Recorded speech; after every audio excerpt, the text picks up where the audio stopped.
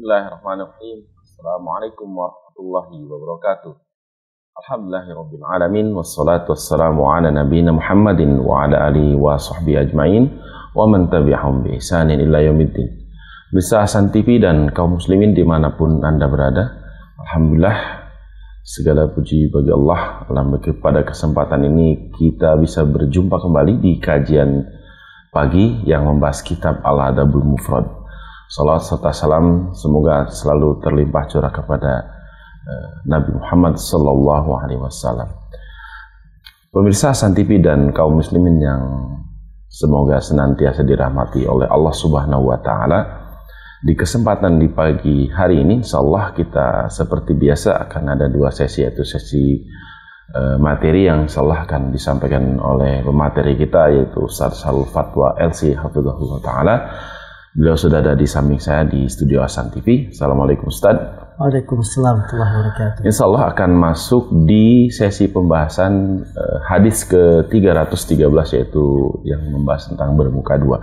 Kemudian di sesi kedua ada sesi interaktif atau tanya jawab. Silakan kami mengundang Anda untuk berinteraktif dengan Ustaz langsung. Bisa menghubungi nomor telepon 0811900712 atau melalui pesan singkat atau WhatsApp di 0811900713. Baik pemirsa, langsung saja kepada materi yang akan disampaikan Ustaz. Fadhal masykurah.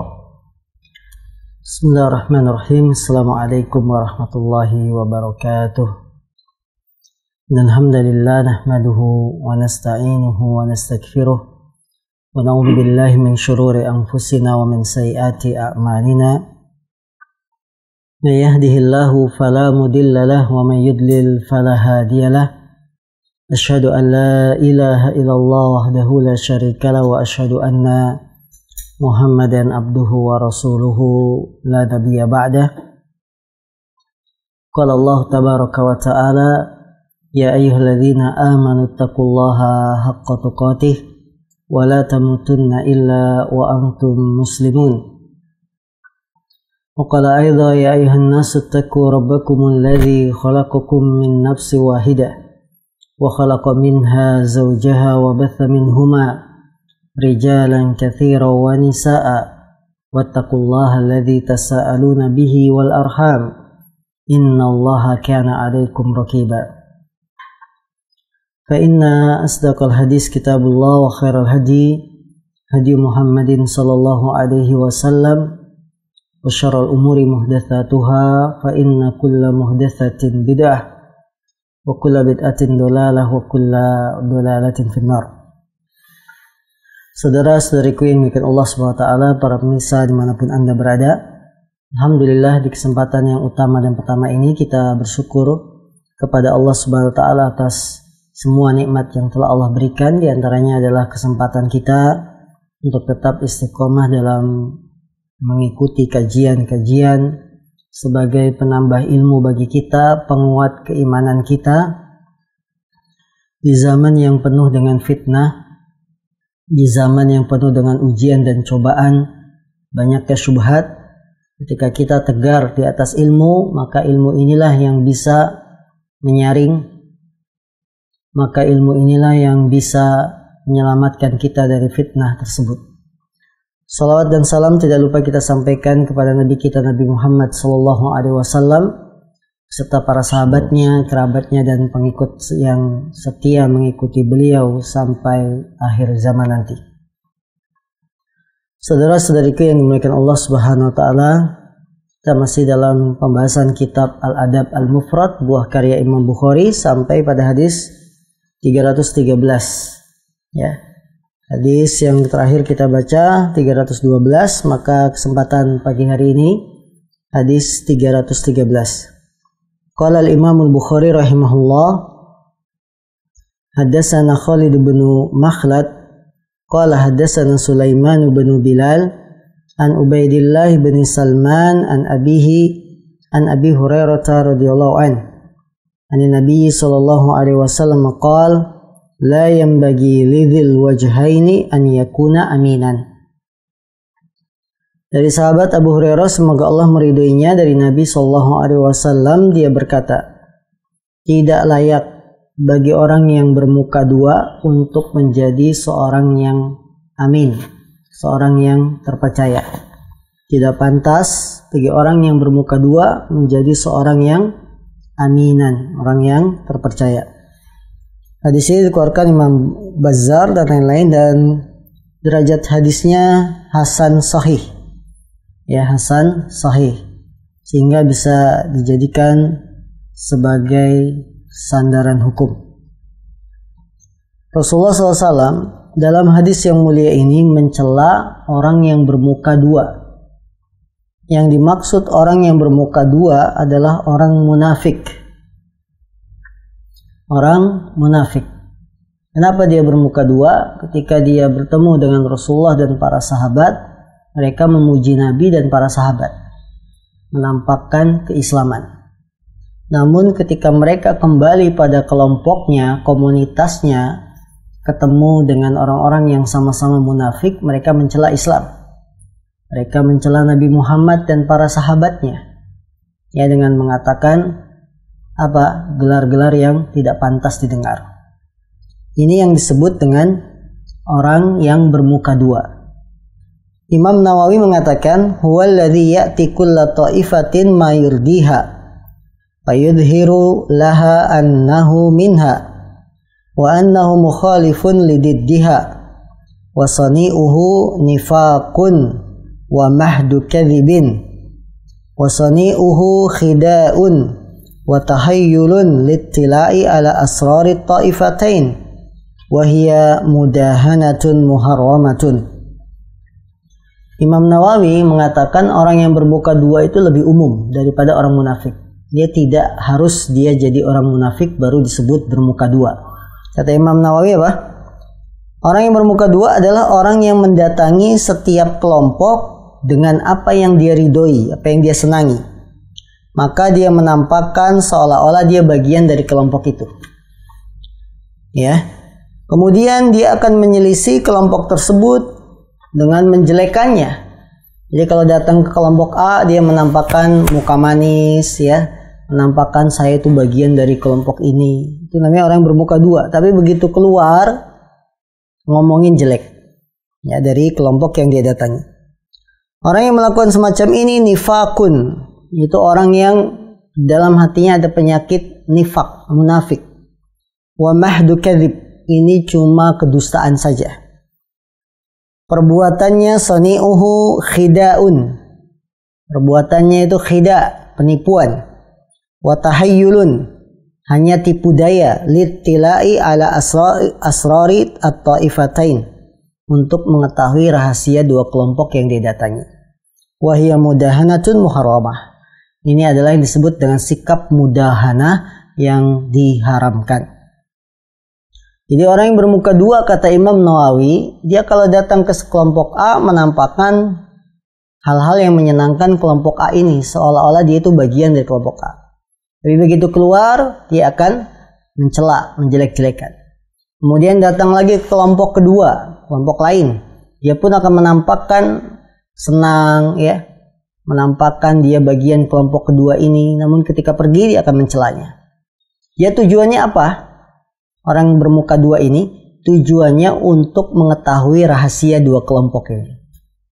Karena nggak mungkin kan kita dapat data, dapat rahasia kalau kita tidak menampakkan perbuatan baik, ya. Padahal dia munafik. Ini yang disebut dengan bermuka dua. Maka orang yang bermuka dua akan menghiasi hal-hal yang indah terhadap orang yang dia ingin jadikan target. Nah, ya, ini bahaya seperti ini. Dia akan menghiasi kata-katanya bahwa saya mendukung programmu dan lain-lain, padahal dia ingin mencuri rahasia kelompok ini. Nah, ini kalau terjadi pada Islam, maka orang-orang yang munafik, mereka adalah orang-orang yang hanya ingin mencari keonaran, keributan, sehingga membuat orang Islam menjadi tidak nyaman. Maka pelajaran yang bisa kita petik dari hadis ini, yang pertama, orang yang munafik, mereka adalah orang yang bermuka dua. Wa idza laqul ladzina amanu qalu amanna. Wa idza khalau ila syayatinihim, ya. Mereka kalau ketemu orang-orang beriman bilangnya apa? Aman, kami beriman. Tapi ketika mereka kembali pada golongan mereka mengatakan kami tidak beriman. Ini orang munafik. Dan munafik ada dua, nifak akbar, nifak asgor. Kemunafikan yang besar adalah kemunafikan yang menampakkan keislaman tapi menyembunyikan kekufuran. Ini tempatnya fid-darkil asfal minan nar. Mereka yang seperti ini, nifak akbar, tempatnya adalah di kerak neraka paling bawah. Jenis kedua, nifak asgor, kemunafikan yang kecil, atau yang biasa disebut dengan nifak amali, nifak perbuatan. Apa? Idza tumina khana, kalau diberi amanat dia khianat. Wa idza wa'ada akhlafa, kalau berjanji dia ingkari. Wa idza haddatsa kadzaba, apabila berkata dia dusta. Ini namanya nifak amali, nifak kecil, ya, kemunafikan yang kecil. Tapi kalau dilakukan terus-menerus bisa menjadi nifak akbar. Maka janganlah kita menjadi orang-orang munafik, menampakkan keislaman, menyembunyikan kekafiran. Seolah-olah kita mendukung Islam, membela Islam, tapi setelah kita kumpul dengan orang-orang yang seperguruan, kita mencela Islam. Ini namanya munafik. Kalau dalam bahasa Indonesia, sifat munafik itu bukan seperti ini maknanya. Munafik itu apa ya? Mau tapi menampakkan tidak mau gitu ya. Jangan munafik kamu. Kamu kan mau juga duit, masa diajak korupsi nggak mau? Nah, itu namanya munafik. Sebutan bahasa Indonesia. Dia mau uang tapi tidak mau korupsi, itu namanya munafik. Ya udah, kita ikut bareng-bareng korupsi biar menikmati uangnya. Kamu jangan munafik. Itu maksudnya maknanya kamu sendiri mau tapi tidak mau melakukan perbuatan tersebut yang dilarang. Ya mirip-mirip dengan nifak secara istilah agama. Menampakkan keislaman, menyembunyikan kekafiran. Yang kedua, orang munafik itu tidak pantas menjadi orang yang amin. Apa amin? Yang terpercaya. Karena bagaimana dia bisa mengemban amanah besar ini sementara dia kalau diberi amanat dia khianat. Wa idza tumina khana. Diberi amanat dia khianat. Karena orang yang khianat tidak bisa mengemban amanah. Ya. Karena itu termasuk tanda dekatnya hari kiamat, idza wussidal amru ila ghairi ahli. Kalau satu perkara itu sudah diserahkan kepada yang bukan ahlinya, fangtadiris sa'ah, maka tunggulah hari kiamat itu akan tiba. Ya. Kehancuran itu akan tiba kalau satu perkara diserahkan bukan pada ahlinya. Nah, di zaman sekarang ini kalimat amanah itu sangat berat. Ya, kita menjabat satu jabatan, maka itu amanah. Tugas-tugas yang diberikan pada kita itu amanah, tidak boleh kita khianati. Namun kebanyakan orang-orang yang mengemban jabatan dan amanah ini tidak sadar bahwa jabatannya itu amanah. Sehingga seharusnya bantuan sampai ke rakyat malah dipotong terlebih dahulu, ya. Harusnya di saat di tengah-tengah kita diuji dengan ujian virus, masih ada pihak-pihak yang mengambil kesempatan dalam kesempitan dan seterusnya. Sehingga membuat jabatannya tidak amanah. Mengemban jabatan harus amanah. Karena kita semua akan berhadapan di hadapan Allah. Kullukum ra'in wa kullukum mas'ulun an ra'iyatih. Setiap dari kalian adalah pemimpin dan setiap dari pemimpin akan diminta tanggung jawabnya. Hadis ke-314. Hadatsana Amr bin Marzuq qala akhbarana Syu'bah an Abi Ishaq an Abi Al-Ahwas an Abdullah qala al-amu akhlaqil mu'mini al-fuhsyu. Dari Abdullah dia mengatakan akhlak seorang mukmin yang paling buruk adalah al-fuhsyu, berkata-kata kotor. Hadis ini derajatnya mauquf, ya, tidak sampai pada Rasul Shallallahu Alaihi Wasallam. Akan tetapi maknanya walaupun sampai pada sahabat ini benar, karena di sini memberikan pelajaran pada kita bahwa perbuatan buruk itu adalah sifat yang sangat jelek bagi seorang mukmin. Buruk dalam lisannya, kata-katanya kotor, kata-katanya tidak terkontrol, ya lepas begitu saja. Kalau bicara tidak dipikirkan akibatnya. Kalau bahasa Betawi asal jeplak, tahu jeplak, asal asal ngomong lah, ya.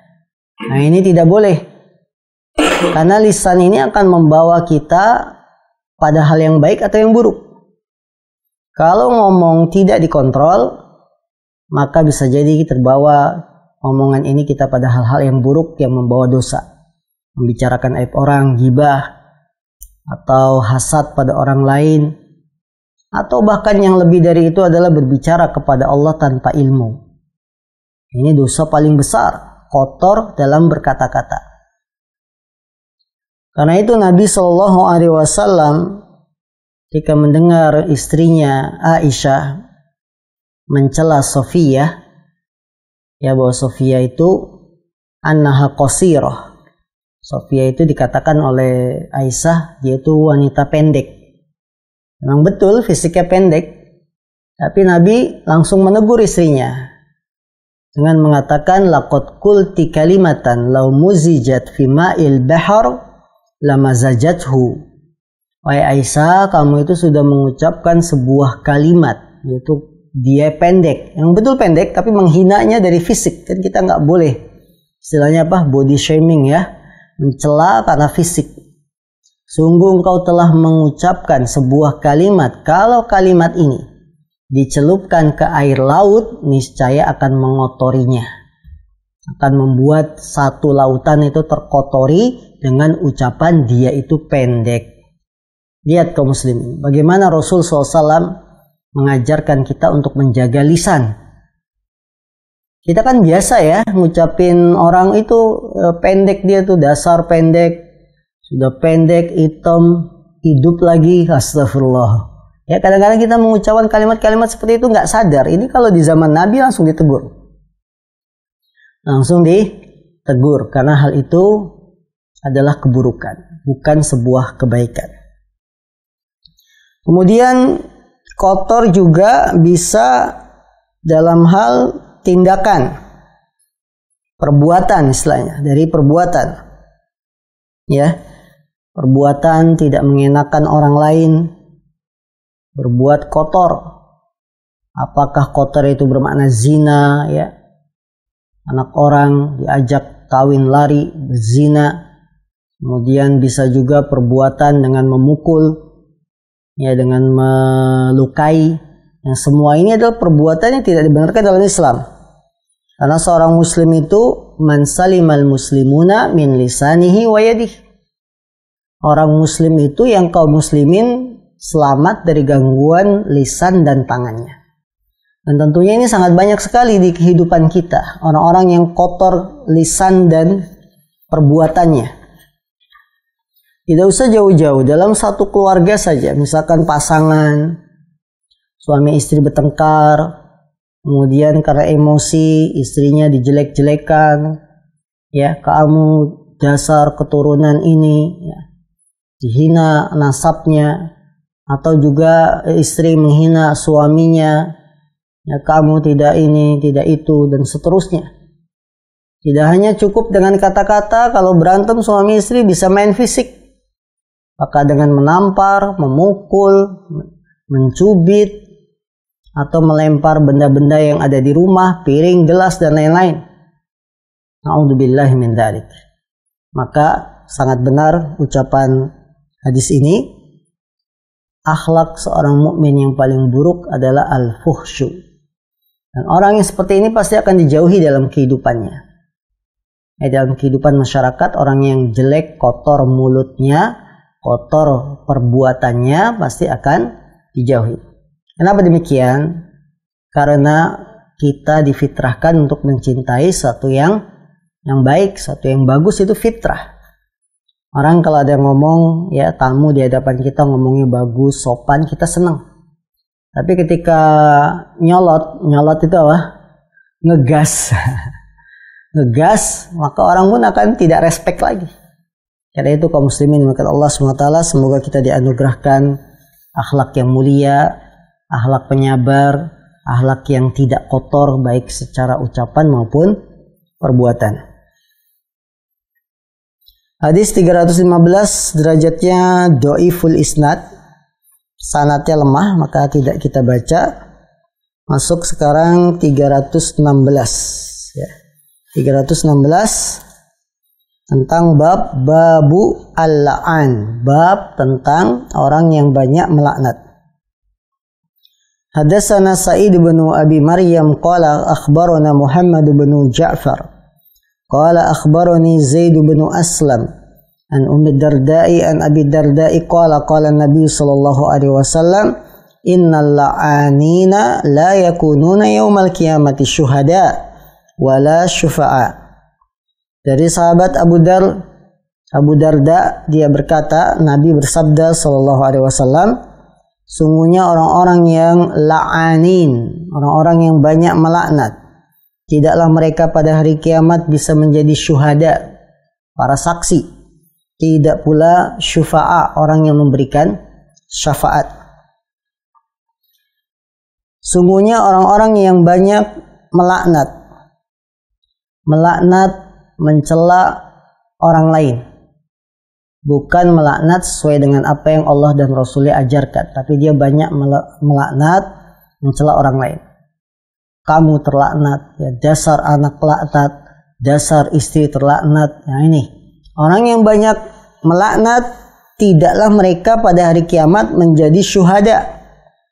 Artinya menjadi saksi yang bisa menjadi saksi bagi umat bahwa Rasul sudah menyampaikan risalahnya, ya.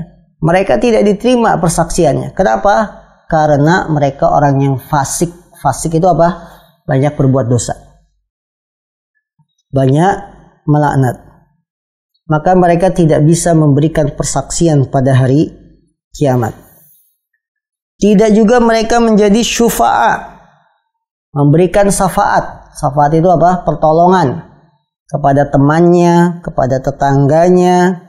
Nah, mereka tidak bisa seperti ini karena sifatnya yang melaknat, sering melaknat. Seharusnya kita bisa saling tolong menolong di hari kiamat. Anak itu bisa memberi syafaat pada orang tua, sehingga derajat orang tua di surga semakin tinggi, itu bisa.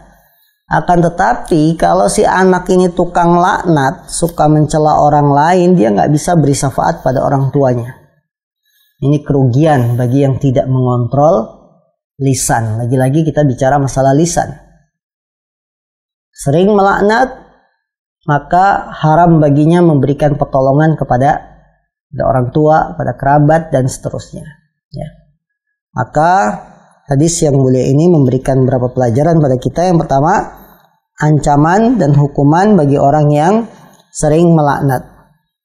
Dia tidak bisa menjadi penolong bagi orang lain di hari kiamat, tidak bisa juga menjadi saksi. Karena laknat itu kan artinya mendoakan orang lain dijauhkan dari rahmat Allah. Ini kan doa yang sangat keji, sangat jelek. Kita doain orang, kamu dijauhi dari rahmat Allah. Rahmat Allah itu kan luas. Kita semua yang hidup di dunia ini diberikan rahmat Allah, dan rahmat Allah yang Allah turunkan ke dunia baru satu. Bagaimana Rasulullah mengatakan, innalillahi tis'atan wa tis'ina rahmah. Sungguhnya Allah itu memiliki 99 rahmat. Diturunkannya hanya satu saja ke dunia ini. Tapi dengan rahmat Allah, dunia ini bisa berjalan. Bagaimana Allah memberikan rahmat bagi umat Islam, tidak langsung diturunkan azab ketika berbuat dosa, berbuat maksiat. Beda dengan umat-umat Nabi sebelumnya. Jika mereka berbuat dosa, langsung diturunkan azab, Nabi Nuh dan seterusnya. Nah, kita mendoakan orang lain dijauhi dari rahmat Allah, berarti orang lain ini doakan oleh kita selalu jelek, selalu celaka, Padahal kita sebagai seorang muslim itu, apa kata Nabi, selalu menginginkan kebaikan pada orang lain. Ya, kita mencintai orang lain sebagaimana mencintai diri kita sendiri. Nah ini, maka doa agar orang lain tidak dirahmati Allah, ini doa yang tidak pantas diucapkan oleh seorang mukmin. Karena dia sering melaknat, maka ancamannya tidak bisa menolong saudaranya di hari kiamat, tidak bisa juga menjadi saksi. Kemudian yang kedua, orang yang sering melaknat tidak bisa menjadi saksi atas umat-umat ketika mereka bersaksi atas kenabian Nabi Muhammad SAW. Karena nanti pada hari kiamat Allah akan mendatangkan para saksi. Ya, fa kaifa idza ji'na min kulli ummatin bi syahidin wa ji'na bika ala haula'i syahida. Maka bagaimana kalau kami datangkan dari setiap umat itu seorang saksi, dan kami datangkan untukmu mereka semuanya sebagai saksi bahwa kamu telah diutus. Ya, Nabi ini, kalau Nabi Muhammad baca ayat ini dia menangis, ya. Karena nanti umatnya akan bersaksi bahwa Rasul memang benar-benar sudah menyampaikan risalah, sudah menyampaikan ajaran yang diembankan kepada Nabi Muhammad SAW. Nah, orang yang sering melaknat tidak ikut jadi saksi ini. Dia nggak bisa memberikan persaksian. Ajaran juga dari hadis ini celaan bagi orang yang banyak melaknat, bukan yang hanya sekali atau dua kali. Karena mungkin kekurangan manusia, ya kadang dia melaknat sekali dua kali, itu tidak terkena ancaman hadis ini. Ancaman hadis ini hanya berlaku bagi yang banyak melaknat, bagi yang banyak tidak mengontrol lisannya, sehingga hari-harinya hanya mencela. Jadi itu bagi para istri, ya, jangan kita mengingkari kebaikan suami. Karena Rasulullah sendiri sudah mengabarkan, lau ahsanta ilaiha ad-dahr, kalau engkau berbuat baik pada istri sepanjang tahun, thumma ra'at minka sayyi'an, kemudian si istri melihat darimu ada satu keburukan saja, dia akan mengatakan ma ra'aitu minka khairan qat, aku tidak pernah melihat kebaikan sedikit pun darimu. Jangan begitu, ya. Istri harus pandai bersyukur kepada suaminya terhadap kebaikan suami. Jangan banyak melaknat. Dasar kamu suami apa, nggak ada kebaikannya, ya. Semoga Allah melaknat kamu. Tidak boleh seperti itu. Dalam perjalanan rumah tangga, kita harus bisa saling menghargai antara suami dan istri. Suami punya kebaikan yang banyak, istri juga punya kebaikan yang banyak. Kita saling menghargai, bukan saling melaknat, bukan saling mencela. Dan akar masalah rumah tangga diawali dengan saling mencela, sehingga akan membuat tidak nyaman masing-masing pasangan. Si istri ngungkit ya kejelekan suami, si suami ngungkit kejelekan istri, udah jadi berantem. Kalau udah berantem kan tidak nyaman jiwa itu. Ya, suami yang normal dia tidak akan nyaman ketika istrinya berbuat maksiat. Sebaliknya, istri pun tidak akan nyaman kalau suaminya berbuat dosa. Berantem hingga membuat masing-masing tidak nyaman. Maka dari itu kaum muslimin yang dimuliakan Allah SWT, kita jaga lisan kita kontrol, jangan banyak mencela, ya, karena lisan ini bisa membawa kita ke surga atau ke neraka. Na'udzubillah min dzalik. Inilah pemirsa yang dimuliakan Allah SWT, beberapa hadis yang kita kaji di kesempatan pagi hari ini. Semoga bermanfaat, dan selanjutnya kami berikan kesempatan bagi yang ingin berinteraksi. Nah, baik, jazakallah khairan Ustaz atas penjelasan dari materi yang sudah disampaikan. Mudah-mudahan semua yang disampaikan Ustaz menjadi ilmu yang bermanfaat untuk kita semuanya. Pemirsa Hasan TV yang dirahmati oleh Allah Subhanahu wa taala, insyaallah nanti kita masuk di sesi sesi kedua, itu sesi interaktif tanya jawab. Sekali lagi kami mengundang Anda untuk berinteraksi langsung dengan Ustaz di nomor telepon 0811900712 atau bisa juga mengirimkan melalui pesan singkat di 0811900713. Namun sebelum kita masuk di sesi kedua, kita simak jeda terlebih dahulu.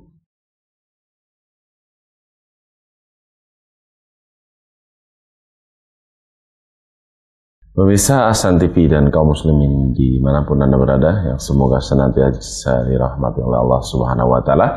Alhamdulillah, kita masuk di sesi interaktif atau tanya jawab. Silahkan kami mengundang Anda untuk bertanya langsung kepada Ustadz di nomor telepon 081190079112, atau bisa juga melalui mengirimkan pesan singkat atau WhatsApp di 0811907913. Sambil menunggu telepon yang masuk, kita bacakan salah satu pertanyaan dari pemirsa Ustadz.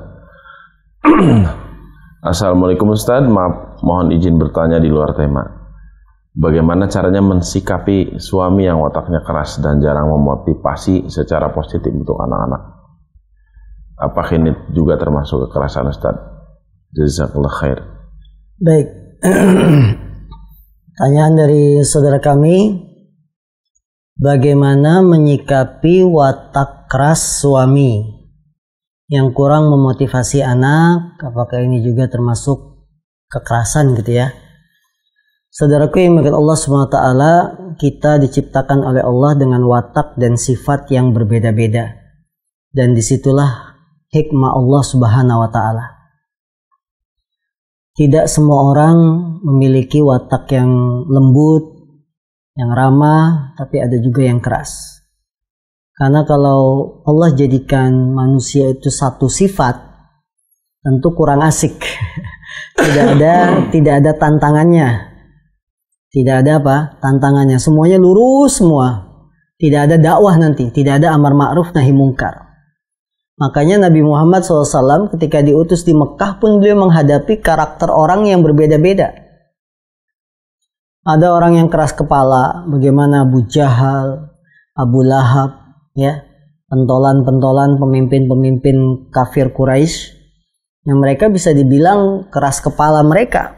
Nabi dakwah baik-baik, tapi mereka menolaknya dengan cara ekstrim, menolak mentah-mentah, menolak terang-terangan. Ya. Abu Lahab bahkan mencela Nabi SAW, apakah hanya ini kamu kumpulkan kami di sini? Celaka kamu. Akhirnya Allah turunkan tabbat yada Abi Lahab wa tab. Nah, karakter yang berbeda-beda ini menjadi tantangan tersendiri. Disitulah hikmahnya Allah menciptakan manusia tidak satu bentuk, tidak satu sifat. Tantangan bagi Nabi bagaimana bisa menaklukkan orang-orang yang berwatak keras. Umar bin Khattab, beliau itu bisa dikatakan wataknya keras, ya. Bahkan beliau berani. Tapi Nabi menjadi tantangan sendiri bagi Nabi SAW bagaimana bisa menaklukkan hati-hati orang yang keras ini bisa menerima Islam. Nabi berdoa, ya Allah masukkanlah salah satu dari dua Umar. Kalau tidak Abu Jahal, ya Umar bin Khattab. Ya, Abu Jahal juga disebut sebagai Umar karena pemberaninya. Umar bin Khattab juga pemberani juga. Akhirnya Allah berikan hidayah itu kepada Umar bin Khattab. Seorang yang keras begini itu di depan Nabi menjadi orang yang paling lembut, ya. Bagaimana kekerasan hati Umar, tapi begitu masuk Islam menjadi pembela Islam paling depan, menjadi orang yang membela Islam mati-matian.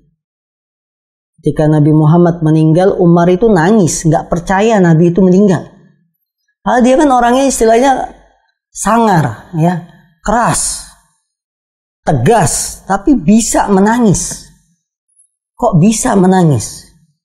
Ini kan tantangan. Maka ketika suami kita bersikap keras, ya, dia tegas misalkan, tidak mau tunduk dengan istrinya, ini tantangan bagi seorang istri.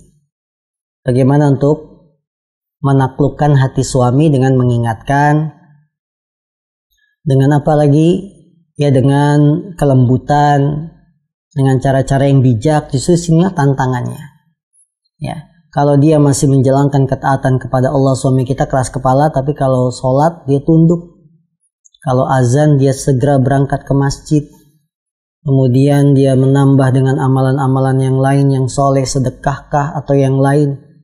Ya, dia bisa seperti ini masih menjalankan ketaatan. Cuma dalam masalah di rumah tangganya dia keras. Memotivasi anak kurang dekat dengan anak, maka justru disinilah ujian pahala kita. Tantangan kita, pahala kita sebagai istri justru di sini. Ada yang lain lagi, sifat suami misalkan dia lembut, betul. Lembut, bijak dengan istrinya, dengan anaknya, tapi ada kekurangannya. Kekurangannya apa? Males. Ya itulah tantangan. Dia kalau ngomong sopan sama istri, sama anak, ya, tapi malas.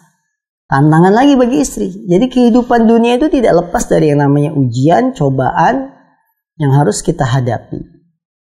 Karena sangat sedikit sekali orang yang sempurna. Kalau kita mengharapkan kesempurnaan dalam kehidupan rumah tangga, maka kita mengharapkan satu hal yang mustahil. Ya, satu hal yang mustahil.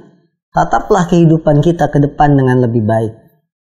Tataplah kehidupan kita ke depannya dengan lebih optimis. Kekurangan-kekurangan pasangan itu dilupakan. Tidak usah kita menengok kekurangannya, tapi tengoklah kelebihannya. Ya. Sebagaimana kaca mobil yang depan itu lebih besar daripada kaca spion. Ada nggak kaca spionnya lebih besar daripada kaca depan? Itu maksudnya apa? Spion itu fungsinya untuk ngapain? Lihat belakang, samping, kanan, kiri, belakang. Lebih kecil. Tapi kalau kaca depan mobil lebih besar. Maksudnya apa?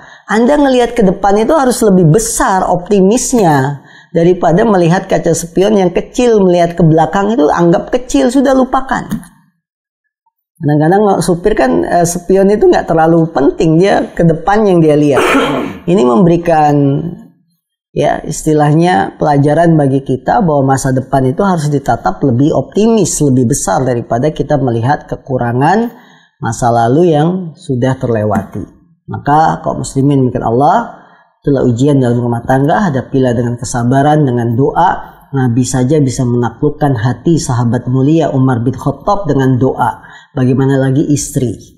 Doakan suami kita. Mungkin kita jarang mendoakan suami. Di sholat kita, di sujud kita, doakan pasangan. Jangan lupa, ini pasangan kita sehidup semati. Doakan juga anak-anak kita yang mungkin keras kepalanya, susah diatur, doakan. Dengan doa, Allah akan membalikkan hati seorang. Karena Allah lah muqallibal qulub, ya muqallibal qulub, wahai zat yang membolak-balikan hati. Nah, baik, jazakallah Ustaz. Mudah-mudahan apa yang disampaikan Ustaz dari pertanyaan tadi menjadi penjelasan yang baik untuk kita semuanya. Barakallahu fik. Lanjut ke pertanyaan berikutnya Ustaz dari pemirsa Ahsan TV. Assalamualaikum Ustaz, dari Hamamullah di Cikarang. Bagaimana menyikapi undangan acara pernikahan tetapi di dalamnya ada tradisi yang mungkar? Saat diundang kita bilang mudah-mudahan bisa hadir, tetapi sejatinya kita tidak akan berangkat ke acara tersebut. Apakah ini salah satu termasuk sifat munafik? Syukron. Baik, menyikapi undangan-undangan pernikahan yang di dalamnya ada kemungkaran, sebagaimana hak seorang muslim atas muslim yang lain adalah idza da'ahu fa'ajibhu. Kata Nabi SAW, beliau bersabda, apabila saudaranya mengundangnya fa'ajibhu, maka penuhilah undangan tersebut. Artinya maksud dari hadis ini adalah undangan walimah yang sangat ditekankan. Nah, ketika kita tahu walimahnya ada kemungkaran, maka jangan langsung bilang saya tidak akan hadir karena ada musiknya, karena ada adat-adat nginjek telur gitu ya. Siraman. Kalau siraman mah jangan diliatin gitu ya, karena buka aurat. Nah, kita ketika ada acara-acara adat yang memang secara Islam tidak dibenarkan, alangkah baiknya kita mengatur strategi bagaimana datang ke pesta pernikahan ketika kemungkaran itu sudah tidak ada. Misalnya kalau pestanya diadakan di rumah, pastikan kita datangnya habis Isya saat sudah bubar.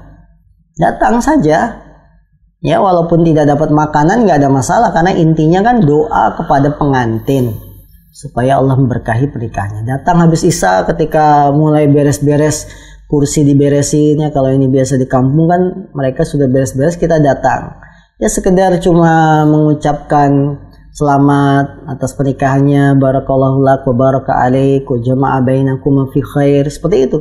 Ngobrol, tanya gimana, lancar ya tadi pagi, ya, tanpa kita singgung-singgung acara-acara yang ada di waktu pagi tadi. Udah. Setelah itu mohon maaf ini sudah larut ya, kami minta izin tadi tidak bisa datang ya karena ada satu urusan kan banyak ya, umum, cuci baju juga urusan gitu. Ya jadi nggak ada masalah, kita bersiasat dalam hal ini, tapi untuk kebaikan agar hubungan kita tetap terjalin, tidak putus cuma gara-gara tidak menghadiri pernikahan ya. Jadi kemungkaran dalam walimah tidak boleh kita saksikan, tidak boleh kita hadiri, tapi bukan berarti kita tidak datang mengucapkan selamat. Nah sekarang itu dalam masa pandemi justru malah enak. Enaknya apa? Walimah itu dibatasin cuma 2 jam. Ya kan? Anda misalkan dapat sesi kedua dari jam 13 sampai jam 14 atau sampai jam 15 siang. Berarti dipastikan habis asar udah selesai itu acara. Ya, jadi pandemi itu justru memberikan hikmah bagi kita, kemudahan-kemudahan. Terlebih lagi kalau pengen gratis kan di mana? Yang nggak pakai rame-rame dilarang, jadi ke KUA udah aman, datengin aja KUA-nya. Nggak mungkin di KUA itu bikin injek-injek telur, bisa dimarahin ya. Justru pandemi ini ada kemudahan kita untuk bisa mengucapkan selamat bagi pengantin dengan cara-cara yang tidak melanggar syariat. Nah. Baik, jazakallah Ustaz atas penjelasannya. Kita lanjutkan ke pertanyaan dari pemirsa melalui WhatsApp, Ustaz.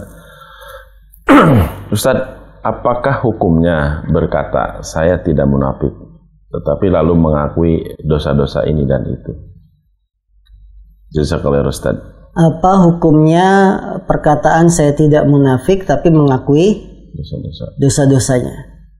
Yang menjadi perhatian dan pokok kita adalah bukan ucapan yang terucap, pengakuan, tapi perbuatannya menyalahi ucapannya. Ya, kabura maqtan indallahi an taqulu ma la taf'alun. Sangat besar kemurkaan Allah kalian mengatakan sesuatu yang kalian tidak kerjakan.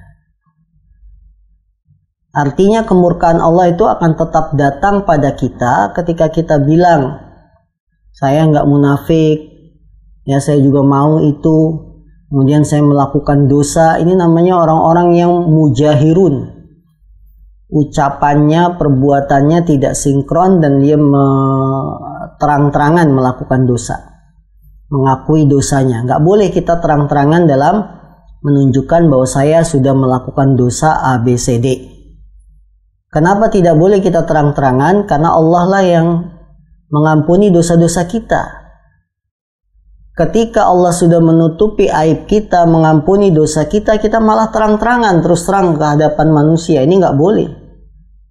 Ya, Rasulullah SAW juga memberikan peringatan keras dalam masalah ini.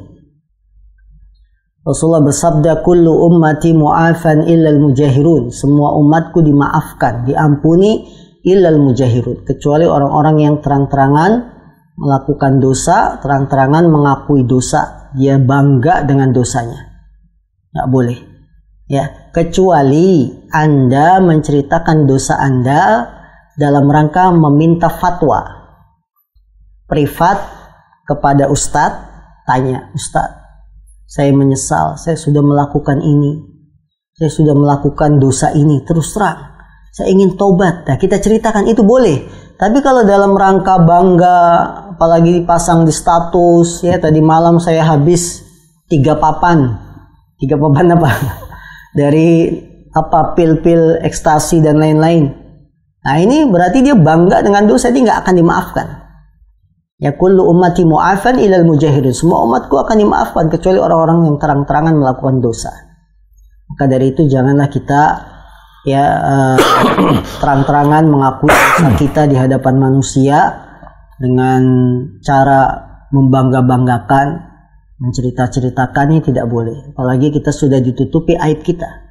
Di waktu malam kita ditutupi aib kita karena melakukan dosa, di pagi harinya kita malah cerita-cerita kepada manusia. Ini bukanlah akhlak seorang muslim. Nah, baik, jazakallah khair Ustaz atas penjelasannya.